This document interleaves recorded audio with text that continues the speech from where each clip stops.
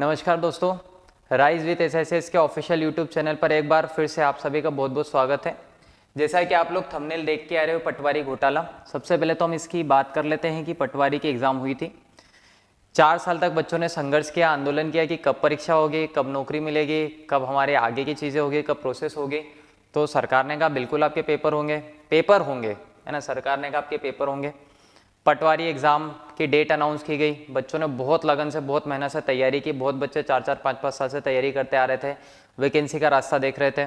उन्होंने एग्ज़ाम दी, रिजल्ट आया, पर उनका सिलेक्शन नहीं हो पाया।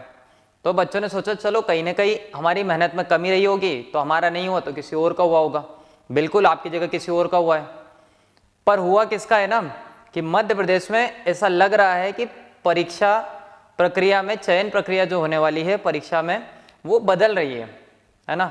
अब या तो आप एरिया वाइज, मतलब आप या तो ग्वालियर साइड से हो जाओ, है ना, उस साइड से हो जाओ तो शायद आपकी नौकरी लग जाए।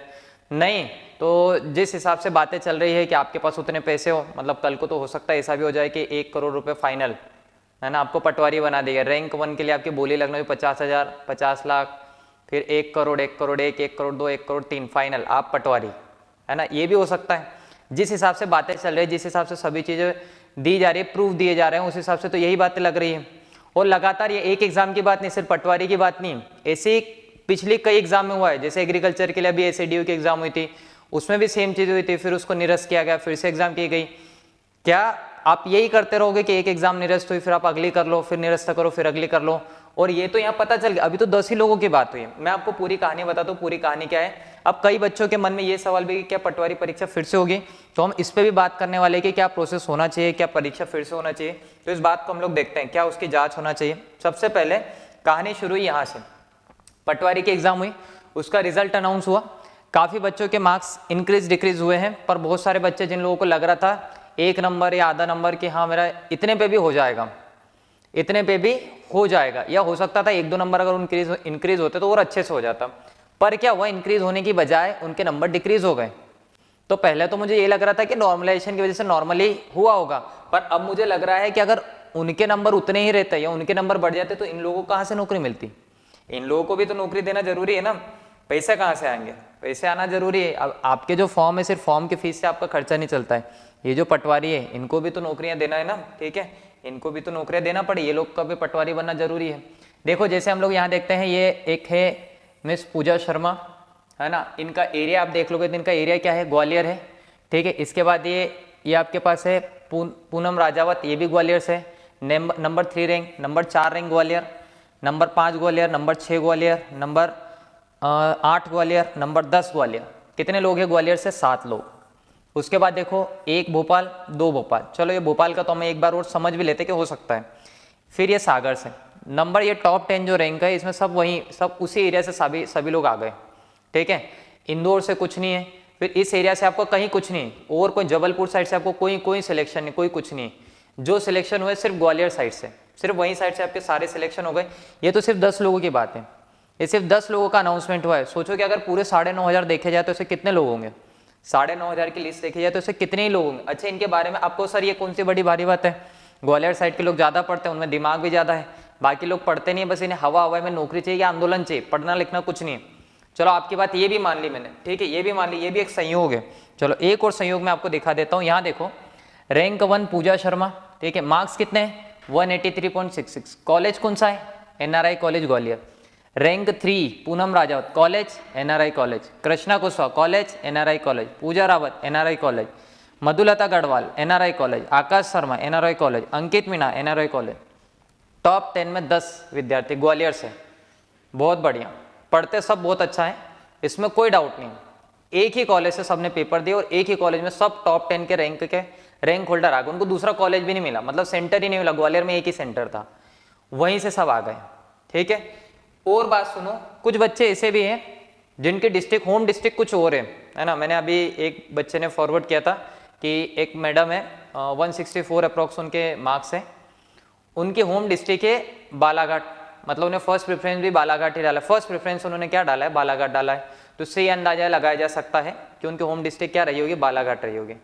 पर उन्हें बालाघाट से 700 किलोमीटर दूर सेंटर मिलता है NRI कॉलेज ग्वालियर, है ना, जिसका मतलब होम डिस्ट्रिक्ट फीमेल में जनरली हम जानते हैं कि व्यापम के एग्जाम में अगर फीमेल है, फीमेल कैटेगरी में है तो, और होम डिस्ट्रिक्ट में अगर आपका सेंटर है तो आपका एग्जाम सेंटर वहीं आता है। तो जब वो बालाघाट के तो उनको 700 किलोमीटर तो ग्वालियर, और ग्वालियर दिया भी तो कौन सा कॉलेज, एनआरआई कॉलेज। ऐसा कैसे हो रहा है? और ये एक बार नहीं हो रहा है, ये पहली बार ऐसी घटना नहीं हुई, मध्य प्रदेश में कई बार ऐसी घटनाएं हुई है। युवाओं के साथ बार बार ये चीज़ें हो रही है कि उनके भविष्य को लेकर उनको सपने कुछ और दिखाए जा रहे हैं। पहले वैकेंसी अनाउंस की जाती है कि इतनी वैकेंसी आएगी, ये आएगी, उनके लिए बच्चे लड़ रहे हैं, फिर जैसे तैसे आप वैकेंसी आ रही है, वैकेंसी आने पर भी अगर ये चीज़ें हो रही है तो बच्चा सपने कैसे देखेगा, और सपने देखेगा तो उनको पूरा कैसे करेगा? बच्चा घुट घुट के मर जाएगा ऐसे, तो तैयारी कैसे करेगा? अब इसमें पूरी गलती सरकार की ऐसा भी नहीं है ना, बहुत सारे लोग उसमें मिले हुए। तो मेरी सरकार से गुजारिश है कि इसके निष्पक्ष जांच कराई जाए। जो लोग इसके आरोपी, ये 10 लोगों की बात नहीं है, सिर्फ इतने लोगों की बात नहीं कि जो टॉप 10 रैंक का, सिर्फ आप इतनी जांच कराओ। हमें पता है तो 10 में से इतनी कहानियां अगर निकल के आ रही है तो पूरे अगर 9,500 देखोगे तो कितनी होगी? तो उनकी एक निष्पक्ष जांच होना चाहिए। अब आपने चलो एक काम करो, जांच भी कर ली है, तो आप एक पूरा निष्कर्ष निकालो कि अगले एग्जाम में इसका क्या मतलब, आज आप प्रूफ दे रहे हो कि अगले एग्जाम में ऐसा नहीं होगा। पिछले एग्जाम में भी आपने ऐसा किया, इससे पहले जेल प्रेरी में भी आपने ऐसा किया, अभी भी आप ऐसा कर रहे हो। तो आप चलो इस मुद्दे को हटा दो कि उनको हम हटा देंगे, उनको जेल कर देंगे, उनके खिलाफ कार्रवाई होगी। पर इससे आगे, इसमें क्या प्रूफ हो रहा है कि आप आगे के एग्जाम में ऐसा नहीं करोगे? बार बार आप एजेंसी का सिर्फ नाम बदल रहे हो, कभी एजेंसी का नाम ये कर दिया, कभी वो कर दिया। एक आप अच्छी शिक्षा प्रणाली नहीं ला सकते हो क्या? एक इतने बच्चों का भी मतलब इतने युवाओं का भविष्य दांव पे लगा हुआ है। बच्चा मतलब 21 साल से तैयारी पढ़ना शुरू करता है, 27-28 साल, जो उसकी पूरी लाइफ का मेन टाइम होता है, उस टाइम पूरे गवर्नमेंट एग्जाम के प्रिपरेशन में निकाल देता है, और उसकी नौकरी नहीं लग पाती है। उसके ऊपर क्या बीतती है, उसकी फैमिली के ऊपर क्या बीतती है, ये आप लोगों को दिखाई नहीं दे रहा है क्या? क्या जो लोग पैसे ले रहे हैं या फिर जो लोग इनको नौकरियां लगा रहे हैं, अगर ऐसा कुछ हो रहा है कि इन लोगों को पैसे से नौकरियां मिले, तो क्या आप अच्छे पोस्ट पे नहीं हो? क्या आपको पैसे नहीं मिल रहे हैं? क्या आपको बिल्कुल दिखाई नहीं दे रहा है कि बच्चे कब से नौकरी के लिए तरस रहे हैं, कैसे वो संघर्ष कर रहे हैं, कैसे दिन निकाल रहे हैं, कैसे 2-2, 3-3 हज़ार रुपये में अपना खर्चा चला रहे हैं, पढ़ाई भी कर रहे हैं, सारी चीज़ें मैनेज कर रहे हैं? क्या इतना सा नहीं दिखाई दे रहा है क्या आपको? तो मेरी एक गुजारिश है, इसकी निष्पक्ष जाँच हो। जाँच होने के बाद एक कमेटी बैठे, इसमें जो कोई भी ऑफिसर, सबसे छोटा हो चाहे मिनिस्टर पद का सबसे बड़ा आदमी हो या कोई भी व्यक्ति हो, A to Z कोई भी हो, उसको कड़ी से कड़ी सजा दी जाए। ऐसा नहीं हो कि कुछ टाइम तक बस ये जांच चलती रहे और उसके बाद कुछ टाइम बाद कोई ये एक्सीडेंट में उसकी डेथ हो गई, कोई और एक्सीडेंट हो गया, ये चीज़ें हो गई, ऐसे प्रूफ ही नहीं बचे और केस धीरे धीरे थोड़े दिन बाद बंद हो जाते। ये हो रहा है, और इसमें गलती पूरी में जो लोग गलतियां कर रहे हैं उनकी भी नहीं है ना, इसमें बहुत सारी गलती मैं युवाओं की भी मानता हूँ, बहुत सारी गलती है, बहुत ज़्यादा गलती है युवाओं की भी, कि वो 1-2 दिन तक तो बिल्कुल ऐसे गर्म खून में निकलते हैं कि हमें ये करना है वो करना है। आज जाके आप लोग ये बात आपको दिखाई दे रही है तो आप स्टेटस लगा लोगे, फेसबुक, व्हाट्सएप सभी जगह शेयर कर दोगे, लेकिन कल जब बात आएगी कि इस पर पिटीशन फाइल करना है तो कई सारे बच्चे कि मेरे नंबर आसपास नहीं है, मैं तो नहीं करूँगा। तो बच्चों, इसमें गलती किसकी हुई? उन लोगों को तो साहस मिलेगा, वो तो कल भी करेंगे। आज अगर आप नहीं लड़े हो तो वो कल भी होगा, और फिर आपको, मेरे हिसाब से आपको भी फिर बोलने का हक तो होगा ही नहीं अगर ये सब चीज़ें हो रही है। अगर आपके हक की लड़ाई है तो आपको लड़ना पड़ेगा। अगर आपको लगता है कि इस चीज़ में गलत हुई है, ये चीज़ें नहीं होना चाहिए था, परीक्षा फिर से होना चाहिए। देखो, परीक्षा बहुत लंबी प्रोसेस है, और है ना, जो लोग अथॉरिटी है ना, उन्हें ये बात समझना चाहिए कि आपको इस एग्जाम को लेने में 1 महीना, 1.25 महीना, 1.5 महीने लग जाते हैं। क्या बार बार आप रीशेड्यूल ही करते रहोगे, एग्जाम ही लेते रहोगे क्या? नहीं, तो एक बार अच्छे तरीके से एग्जाम ले सकते हो। और बच्चों, आप भी इस बात को समझो कि कई सालों बाद ये वैकेंसीज आती है। अगर आज आप इसके लिए बात नहीं करोगे, इसको अपना मुद्दा नहीं बनाओगे, नहीं उठाओगे, तो ये चीज़ें ऐसे ही चलती रहेगी, निरंतर चलती रहेगी, कंटिन्यू। एक टाइम ऐसा होगा कि जिनके पास पैसा होगा वो नौकरी ले लेंगे, जैसा मैंने अभी पहले भी कहा है कि बोली लगने वाली कुछ टाइम बाद, है ना, कि MP कांस्टेबल 20,000 से स्टार्ट होगी बोली, चलो भवर थाना 20,000 रुपये, 20,001, 20,002, फिर अगला किसी ने कहा 40,000, फिर 50,000, फिर 1 लाख, फिर 5 लाख, फिर किसी ने कहा 1 लाख, 1 करोड़ रुपए, 1 करोड़ में फाइनल, है ना। बताओ, इन लोगों ने, अगर इन्होंने पैसे दिए होंगे तो थोड़े बहुत तो दिए होंगे, बहुत सारे पैसे दिए होंगे उन्हें, इतनी तो सैलरियां भी नहीं होती, तो ये पैसे निकालेंगे कहाँ से? अगर इन्होंने पैसे दिए हैं तो इतना तो इनका टोटल पूरे जीवन काल में इतने पैसे नहीं कमा पाएंगे सैलरी से, तो ये पैसे कहाँ से लाएंगे? दिए क्यों है इन्होंने? कुछ तो रीजन रहा होगा ना, जो इन्होंने पोस्ट के लिए पैसे दिया, इनको ये नौकरी करना। जब इनके पास पैसे थे तो इन्हें नौकरी की क्या जरूरत थी? कुछ और कर लेते। जिसकी तनख्वाह ही उतनी नहीं हो रही है जितने इन्होंने पैसे दिए हैं, तो फिर ये लेते क्यों? तो कुछ तो रीजन रहा होगा। तो सोचो ऐसे लोग अगर प्रशासन में भी आ जाते हैं तो क्या देश का भला कर लेंगे, वो क्या प्रदेश का भला कर लेंगे? कैसे प्रशासनिक सेवा कहा जाए नौकरियों को, कैसे कहा जाए कि सेवा हो रही है देश की, कैसे सेवा होगी? देखो 14 लाख परीक्षार्थियों में यहाँ से यहाँ तक के बीच है ना, ये जो आपके पास रोल नंबर आ रहा है, इस रोल नंबर से इस रोल नंबर के बीच 1700 परीक्षार्थियों के रेंज में टॉप 10 में 10 विद्यार्थी शामिल है। ये जो 10 विद्यार्थी आ रहे हैं ना, ये इसी से इसी रेंज के बीच में आ रहे हैं। ठीक है, कितने लोगों के बीच में? 1700 में। बताओ, टॉप 10 थे वो सिर्फ 1700 में थे, बाकी के जो 23 लाख बाकी के जो लोगों ने फॉर्म भरे हैं उनकी कोई वैल्यू नहीं है ना। सिर्फ एक रेंज, मतलब हो सकता है चलो मान लो हम पहले मान लें पहले 1000 में से एक आए, फिर अगले 5 लाख में से 2-3 आ गए, फिर ऐसे हो तो बात मानी जाती। सिर्फ इसी रेंज में, इस रेंज में सब टॉपर आ गए आपके, और भी होंगे, ये तो सिर्फ टॉप 10 की बात है। हमारे सामने सिर्फ इतनी लिस्ट हम इतने ही वेरीफाई कर पाए, इसके अलावा हम बाकी लोगों को तो देख ही नहीं पाए, चेक नहीं कर पाए। तो जितनी चीज़ें चेक की गई उससे ये इन्फॉर्मेशन आपके सामने। तो बच्चों आपसे भी ये गुजारिश है कि अगर आपको लगता है कि ये बात है और इसमें कुछ गलत है और आपके भविष्य के साथ गलत हो रहा है, तो सिर्फ रूम पे बातें मत करो कि अरे वो हमने फलाने सर को इतनी फीस भर दी, वो सर ने तो अपना इंस्टीट्यूट बहुत बड़ा कर लिया है, 4 बिल्डिंग कर ली। बच्चों के भविष्य की बात आती है तो बात नहीं करते हैं। तो पहले आप ये देखो, क्या आप खुद अपने भविष्य की बात कर रहे हो जो किसी और से उम्मीद कर रहे हो? उनका काम है टीचिंग करना, उन्होंने अच्छा टीचिंग किया है, बहुत अच्छा पढ़ा है, तब जाके आप इस लायक बन पाए हो। भविष्य आपका है तो लड़ना आपको भी पड़ेगा। और टीचर से भी मेरी गुजारिश है कि अगर बच्चे लड़ रहे हैं तो आप लोग उनका सपोर्ट कीजिए, है ना। काफ़ी सारे सर, दिनेश ठाकुर सर हो गए, गोपाल सर हो गए, काफ़ी सारे लोग इस बात को लेकर आज से ही खड़े हो गए और मैदान में उतरे हुए हैं कि हम 4 बच्चों के लिए लड़ेंगे और वो 4 बच्चे सामने खड़े हुए, बाकी बच्चे सब रूम में बैठे बात कर रहे, स्टेटस लगा रहे हैं, सामने निकल के कोई नहीं आ रहा है। मेरे पापा मना कर देंगे, है ना, मेरे घर वाले क्या बोलेंगे, मेरे रिश्तेदार क्या बोलेंगे, मैं बेरोजगार हूँ, मैं ये हूँ, ये सब बातें। इनसे निकलने का एक ही तरीका है कि आज आपको अपनी आवाज़ उठाना पड़ेगी, वरना जैसे जी रहे हो वैसे जियो। भगत सिंह अगर ये सोचते कि आज मेरी एज ये है, लोग क्या बोलेंगे क्या नहीं करेंगे, तो मुझे नहीं लगता कि देश की आज़ादी इतनी जल्दी मिल पाती, क्योंकि आप जानते हो भगत सिंह का कितना इम्पैक्ट है हमारी आज़ादी में, है ना। तो ये बातें समझो। अगर आपको लगता है कि चीज़ें गलत है ना, आप बिल्कुल बेशक पिटीशन फाइल करो, आप हाई कोर्ट में जाओ। टीचर जितने भी सब आपके सपोर्ट में, सब आपका सपोर्ट करने के लिए खड़े हैं, सब तैयार हैं। और टीचर से भी मेरी अपील है, गुजारिश है कि सभी बच्चों का साथ दें, जितने भी टीचर्स हैं और जो लोग मेहनत कर रहे हैं उन लोगों को भी हमारी तरफ से पूरा सपोर्ट हो, सभी टीचर्स की तरफ से पूरा सपोर्ट हो। खंडवा डिस्ट्रिक्ट में, बुरहानपुर डिस्ट्रिक्ट में जो भी बच्चे पिटीशन फाइल करना चाहते हैं, उन्हें कोई भी दिक्कत हो, बैतूल जिला हो गया, खरगोन जिला हो गया, उन्हें कोई दिक्कत हो तो आप हमसे बात कर सकते हैं। आपको जो भी चीज़ें चाहिए उसमें हम लोग देखते हैं क्या हो सकता है, क्या कर सकते हैं, है ना। कई जगह जैसे इंदौर में काफ़ी बच्चों ने बात की है, क्योंकि देखो ना, आज किसी और के आपके नहीं कट रहे, मान लो आपका 1 नंबर कम नहीं है, किसी और का 1 नंबर कम रहा होगा, किसी और के 0.5 से वेटिंग लिस्ट आई होगी, तो अगर ऐसे लोग अगर हटाए जाए तो उनकी वेटिंग लिस्ट क्लियर हो सकती है। या हो सकता है कि अगर ऐसी चीज़ें बहुत ज़्यादा ही हुई है, तो टॉप 10 की बात अगर बहुत ज़्यादा हो तो क्यों ना परीक्षा भर्ती निरस्त की जाए। तो इस सब के लिए ना एक कमेटी का गठन हो। हम ये नहीं कह रहे कि आप भर्ती निरस्त कर दो, आप इनकी जाँच करो पहले, और जाँच पे अगर ऐसा हो रहा है तो आप उसके लिए कुछ एक निर्धारित करो कि किस तरीके से आगे की प्रोसेस होना चाहिए। प्लस ये भर्ती में पता चल गया है तो आप इसको, चलो मान लो आप इसको निरस्त भी कर देते हो, निरस्त करने के बाद आप फिर से परीक्षा ले ले, तो उसमें क्या गारंटी कि सब सही लोग होंगे? अगली बार टॉप 10 को छोड़ के बाकी जगह जगह दे दी तो क्या होगा? तो एक निष्पक्ष जांच हो, निष्पक्ष जांच के बाद एक ऐसी सर्विस हो, एक ऐसी जैसे IBPS एग्जाम ले ही रहा है, मुझे नहीं लगता IBPS में ऐसी कुछ चीज़ें हो पाती होगी, है ना। और इतनी मात्रा में ये तो कभी पॉसिबल नहीं है। बाकी भी एजेंसीज है, SSC हाल फिलहाल में भी देखा गया है कि कुछ पेपर में उनके साथ भी गड़बड़ी हुई थी, फिर काफ़ी सारे टीचर्स ने आवाज़ उठाई। तो अभी देखा जाए तो SSC अच्छा काम कर रही है। तो क्या MP में हमारी गवर्नमेंट इतना नहीं कर सकती है कि बच्चों के भविष्य के साथ खिलवाड़ नहीं हो, एक सही व्यवस्था बने? गवर्नमेंट ये कह रहे कि हाँ ठीक है, जो है उसकी जाँच हुई, आपने नहीं कराया, पर आप उसमें सुधार तो कर सकते हो ना। बार बार एक ही चीज़ हो और आपकी ध्यान ही नहीं जाए, ऐसा तो हो ही नहीं सकता है। कभी ये पता चल जाता है ये उनका कॉलेज है, ये कभी गवर्नमेंट ही इनकी पहचान है, इसी वजह से उनका कॉलेज बच गया है, ये चीज़ें भी होती हैं। क्या युवा आपके लिए कोई मायने नहीं रखता? देश का भविष्य, प्रदेश का भविष्य आपके लिए कोई मायने नहीं रखता है? अगर मायने रखता है तो इसकी जांच कराई जाए।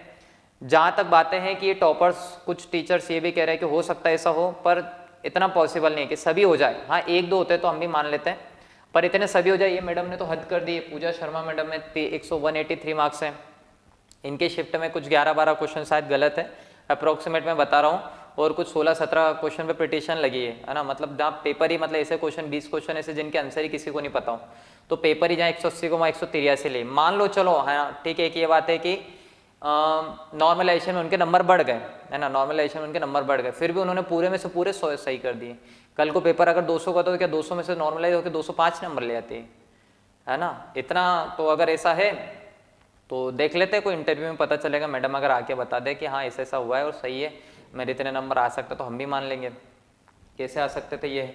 और ये सब चीज़ें हो रही है, आपको इन सब चीज़ों को बदलना होगा, जल्दी से बदलना होगा। विद्यार्थियों, स्टूडेंट जो भी है, जो भी एस्पिरेंट है, जो तैयारी कर रहे हैं, जिन्होंने पेपर नहीं दिया, सिर्फ उनके भविष्य की बात नहीं है, तुम्हारा भी कल को भविष्य आएगा। क्योंकि कुछ टाइम पहले एक आंदोलन हुआ था हमारे यहाँ, नेयू वाले काफ़ी इसको लेके काम कर भी रहे हैं कि बच्चों के भविष्य के साथ सही हो। उनका मुझे नहीं लगता किसी से ऐसा कोई लेना देना होगा, और अगर वो राजनीतिक थोड़ा बहुत अगर उसमें लाभ ले भी रहे हैं तो वो भी अपना भविष्य लगा रहे हैं, अगर ऐसा कुछ है तो। पर जहाँ तक मैं उन लोगों के टच में है, मुझे लगता नहीं कि वो ऐसा कोई भी काम कर रहे हैं। तो अभी वो लोग भी खड़े हुए हैं, सर लोग भी है कुछ लोग, है ना, तो वो लोग भी आपके लिए आगे खड़े हुए हैं, हर बार खड़े हुए हैं। पिछली बार आपको पता ही कि आंदोलन हुआ था, काफ़ी लाठी चार्ज और ये सब भी हुआ था, सब बच्चों ने भी झेला और जो शिक्षक साथ दे रहे थे उन्होंने भी झेला है। वो लोग आपके साथ आज भी खड़े हुए हैं। तो बाकी टीचर जो है उनसे भी मेरी विनती है कि वो लोग भी साथ में आए, इसके खिलाफ आवाज़ उठाए, अगर गलत है तो उसको सही करें। और जो टीचर अगर सक्षम होगा ना, जो उस लेवल तक पहुँच गए हैं कि जो डायरेक्ट या तो बात कर सकते हैं, अगर आप इतने ऊपर तक आपको बच्चे लाएँ कि आप डायरेक्ट बात कर सकते हो, तो आप बिल्कुल इसके लिए आगे आओ। पहले आपको ही आगे ना चाहिए, आप बच्चों को समझाओ और बच्चों को गाइड करो। अगर बच्चे कहीं पे अलग दिशा में जा रहे हैं, भटक रहे हैं, तो आप उनको सही दिशा दिखाओ कि नहीं ऐसा हो सकता है ना। जरूरी नहीं है कि ये चीज़ें सही हो, अगर 1% इसके गलत होने के चांसेस है तो हम बच्चों को भी समझा सकते हैं, क्या सही है वो भी बता सकते हैं, है ना। तो टीचर से भी अपील है कि सभी लोग साथ में आए, इसका एक बार जांच के लिए, पहले कि इसकी निष्पक्ष जांच हो, जांच के लिए हम सभी साथ में इकट्ठे हो और जांच होने के हर एक पहलू पता चलता रहे। एक कमेटी ऐसी गठित हो जिसमें एक कोई भी व्यक्ति, एक दो या उससे ज़्यादा व्यक्ति जो विद्यार्थियों में से हो, कुछ टीचर्स हो, है ना, जो अपनी जिनकी गरिमा हो वो लोग हो, है ना, जो इनको समझते हो, जो बच्चों के भविष्य के लिए खड़े हो, तो वो लोग भी। क्योंकि टीचर्स ने भी कलम और आपने मार्कर जो उठाए हैं, ये सिर्फ कोर्स बेचने के लिए तो नहीं उठाए हैं, है ना। एक उत्तरदायित्व भी है कि बच्चों का भविष्य रहे, और बच्चों का भविष्य तो तब होगा जब उनकी एग्ज़ाम होगी, परीक्षा टाइम पे होगी, उनके पेपर होंगे, उनके फिर रिजल्ट सही से आएंगे। ऐसे अगर रिजल्ट बिकते चले गए तो जिस झोपड़ी में बच्चा उम्मीद लगाए बैठा है कि कल को एक घर होगा, मेरी भी चीज़ें सही होगी, मैं घर वालों को, पेरेंट्स को एक अच्छी ज़िंदगी दे पाऊँगा जिसके लिए मैंने जन्म लिया, वो कभी पूरा नहीं हो पाएगा। और जिन लोगों के, अब ये सोचो ना कि इसमें अगर वैकेंसीज अगर बिकी होगी तो कोई थोड़ी बहुत में तो नहीं बिकी होगी ना, है ना। अगर आप मान लो कि 14 लाख लोगों में से अगर 9,000 वैकेंसीज पे पोस्ट है और 2,000 1,000 अगर मान लो जिस हिसाब से बात हो रही है कि अगर बिकी है, तो थोड़े बहुत में तो नहीं बिकी होगी। आप जानते हो कि एक अच्छा अमाउंट में ही वैकेंसी बिकी होगी, है ना। तो जिस अमाउंट में बिकी होगी, क्या आपको लगता है कि 30-40 साल जो भी उनकी नौकरी रही उतने में उतनी रिटर्न भी वो निकाल पाएंगे विथ इंटरेस्ट, है ना। अब जो नौकरियां लगी ना, ये जिनकी नौकरियां लगी ना, ये जो फर्स्ट रैंक सेकेंड रैंक, तुम सोच के देखो कि तुम विथ इंटरेस्ट, क्योंकि आप नौकरी तुम्हारी फर्स्ट है ना, तो तुम्हें इंटरेस्ट तो निकालते आते ही हो, कंपाउंड क्या होता है ना, सिंपल इंटरेस्ट ये तो आता ही होगा। तो सोच के देखो जितने पैसे अगर तुमने दिए हैं, क्या उतने इंटरेस्ट इनकी सैलरी से मिल सकता है? कभी नहीं मिल सकता। तो इन्होंने नौकरी क्यों ली? तो ये क्या देश, मतलब आपको लग रहा है कि क्या देश के विकास में कुछ सहयोग करेंगे या देश को आगे ले जाएंगे, कुछ ऐसा लगेगा क्या? नहीं, ऐसा कभी नहीं हो सकता है। तो जो लोग भी इसके जिम्मेदार हैं उन लोगों के खिलाफ कड़ी जांच की जाए। जो लोग भी, जिन लोगों को लगता है कि ये चीज़ सही है तो वो सहयोग करें। स्टूडेंट से भी मेरा अनुरोध है कि सही के साथ खड़े रहें, है ना। आपको खड़ना ही पड़ेगा, वरना फिर वही कि दीवारों के पीछे आप बात करते रहो कि ऐसा हो गया वो हो गया। हमने इस कोचिंगों के खिलाफ आप बात करते हो, मैंने कई यूट्यूब चैनल पे देखा बच्चे बात कर रहे हैं, सर आपको यहाँ तक पहुँचा दिया है बच्चों ने, तो अब आपकी जिम्मेदारी है। क्या वो जाके लड़े? क्या तुम्हारे भविष्य के लिए तुम नहीं लड़ रहे हो? टीचर कब तक लड़ेंगे? टीचर आपका साथ देने के लिए जीवन भर खड़े हैं, जब आपको जरूरत पड़ेगी तब। पर कब? जब आप आगे रहोगे तब। तो आपका आगे आना बहुत ज़रूरी, सभी टीचर साथ देंगे, ये उम्मीद भी है। तो टीचर आपके सपोर्ट के लिए हमेशा खड़े हैं, सभी खड़े भी रहेंगे। पहले आपका काम ये है कि आप पिटीशन फाइल करो कि इसकी निष्पक्ष जांच हो, सभी लोग आगे आओ, है ना। 4 लोग आगे आते हैं, फिर वो 4 लोग 4 को समझाते हैं, वो 4 लोग मिलने के बाद वापस घर जाते हैं, फिर भूल जाते हैं कि वो बाकी के आगे वाले 4 है वो कर ही रहे हैं, क्या पता क्यों कर रहे हैं। पहली बात तो उनका कोई फ़ायदा तो नहीं हो। वो लोग चाह रहे हैं कि जो उनके साथ हुआ है वो तुम्हारे साथ नहीं हो। तो बच्चों, ये बात अगर तुम्हें लग रहा है कि गलत है, इसके खिलाफ आवाज़ उठाना चाहिए, तो आप बिल्कुल आवाज़ उठाइए और अपनी पिटीशन, जिन लोगों ने पेपर दी वो पिटीशन फाइल किए, जिन लोगों ने पेपर नहीं दिए वो सपोर्ट कीजिए, साथ दीजिए कि ऐसा कैसे हो सकता है, कल को मेरी बारी भी आएगी, आपकी बारी भी आएगी, किसी की भी बारी आएगी। अगर गवर्नमेंट एग्जाम की कोई बच्चा, कैसे भी बच्चा हो, तैयारी कर रहा है तो सभी के सपने हैं कि नौकरी लगी जाए, नौकरी होना चाहिए। पर ऐसे चलता रहा तो नौकरी मुझे नहीं लगता फिर आप ले पाओगे, और ऐसे चलते रहेगा तो ये कब तक चलते रहेगा, इसकी एक बार में फाइनल हो जाना चाहिए। बार बार अब मतलब जब चोर पकड़ में आया तो आपने उसको पुलिस के हवाले कर दिया, यही कहानी हो रही है। फिर वही कुछ दिन बाद बाहर आए, फिर चलते रहे, जब तक चला उसने तब तक किया ऐसा।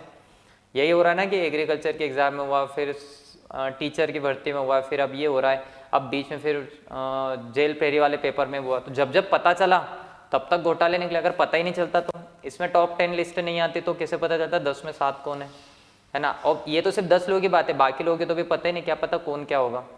तो एक अनुरोध है सरकार का भी कि जल्दी से जल्दी एक समिति का गठन किया जाए, और विद्यार्थियों से भी एक अनुरोध है कि जो लोग भी इस लड़ाई में भाग ले रहे हैं, या जो लोग जिन्हें लगता है कि ये चीज़ें गलत है, जो इसके खिलाफ आवाज़ उठा रहे हैं, तो बाकी बच्चे भी प्लीज़ सपोर्ट करें, उनका साथ दें। क्योंकि आप साथ नहीं दोगे ना तो मुझे नहीं लगता आपको बोलने का हक है कि मुझे नौकरी मिलना चाहिए, या आप एक एस्पिरेंट हो। एस्पिरेंट में एग्ज़ाम लगने से पहले एग्ज़ाम की काबिलियत होना का बहुत ज़रूरी है। अगर आप उस काबिल नहीं हो तो आप नौकरी कैसे लो, आपको सही और गलत की परख होना बहुत ज़रूरी है।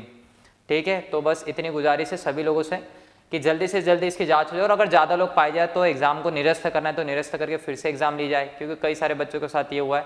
या जिन लोगों को हटाया गया उनको कड़ी से कड़ी सज़ा दी जाए, है ना, बिल्कुल अपडेट के साथ, और बाकी जो लोग वेटिंग पे आ रहे हैं उनको जॉब दी जाए। जो प्रोसेस सही हो सकती है, बच्चों के भविष्य के लिए सही हो, उसी को सुचारू रूप से लागू किया जाए। Thank you so much. और जिन बच्चों को भी डाउट हो वो कमेंट कर सकते हैं, या जिन लोगों को भी हेल्प चाहिए, या इसमें कैसे हो सकता है, क्या हो सकता है, कोई अपडेट चाहिए, तो वो हमारे चैनल से जुड़ सकते हैं। आपको इसको लेके जो भी अपडेट चाहिए हो, खंडवा, बुरहानपुर, खरगोन या आसपास के जिलों में अगर किसी को हेल्प चाहिए तो वो बिल्कुल आके आप मिल सकते हो। क्या करना है, क्या इस पर हम लोग डिस्कस कर सकते हैं। Thank you so much.